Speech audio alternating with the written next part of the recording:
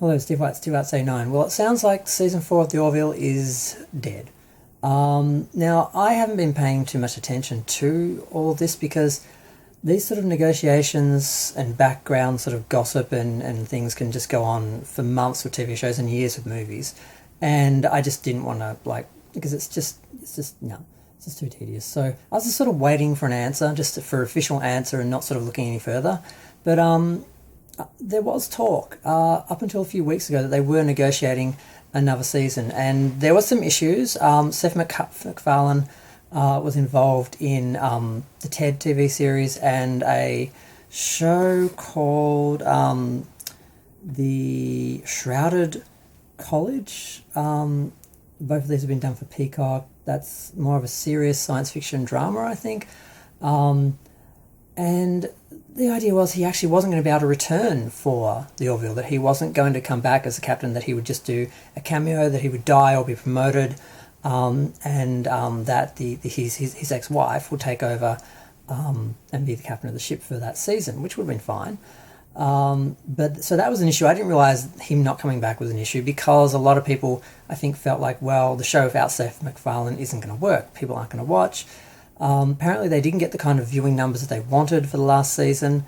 It still did well and has a lot of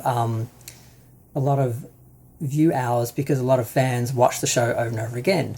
So it did well, but they didn't get the kind of numbers they wanted. So they were trying to negotiate a budget cut, basically, a less expensive season. So they were talking about doing it, but they just weren't willing to pay as much for it because they didn't get the kind of Star Trek numbers, which is what I've sort of heard referred to as what they wanted.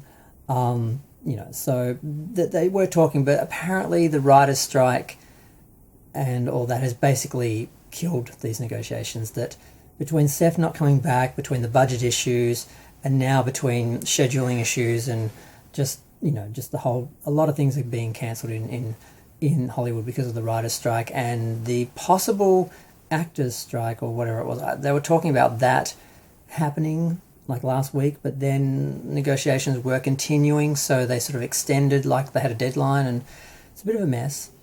So yeah, it sounds like it's dead.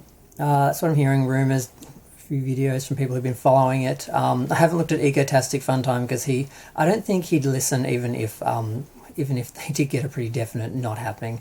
Some people they really just want this show. They really hope that it comes back. I don't get it. Now, I loved the first 2 seasons of the show. A lot of people saw it. I mean, it was sort of sold as a parody of Star Trek, and then people sort of saw it as a sort of answer to, or antidote to, the darker style shows and Discovery and all that.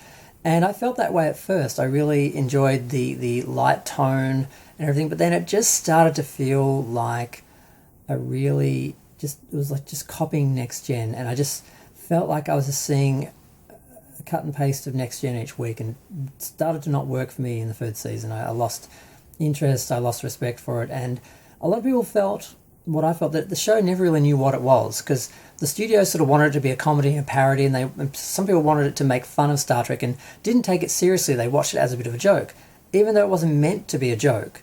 And they were trying to do science fiction stories, and the 3rd season they did try and have it be a bit more serious, but then they still had some very ridiculous story arcs, like the whole robot marrying the human, and just some of these things. It'd have great, amazing episodes, and the next episode would be a complete joke, and I'm just like, I can't commit to this because it won't decide what it wants to be.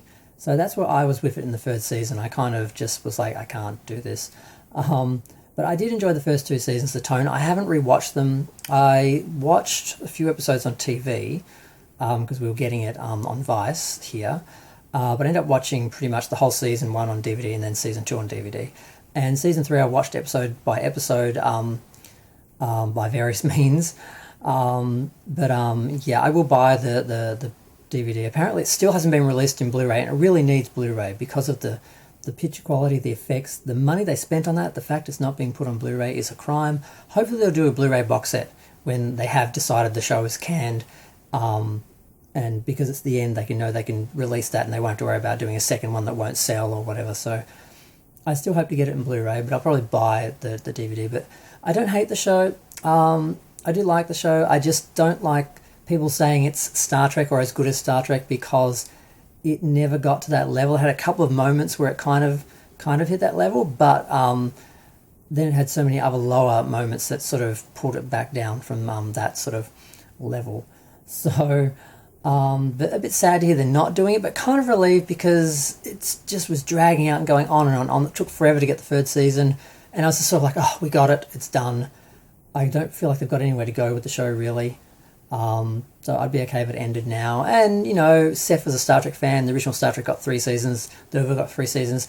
Better to leave people wanting more and believing something more could have come of it and have that be legend than do a 4th season, have it suck and, you know, wind down. So I think it's ultimately good news, but we'll see. We'll see when we get an official announcement, or perhaps just nothing ever happens.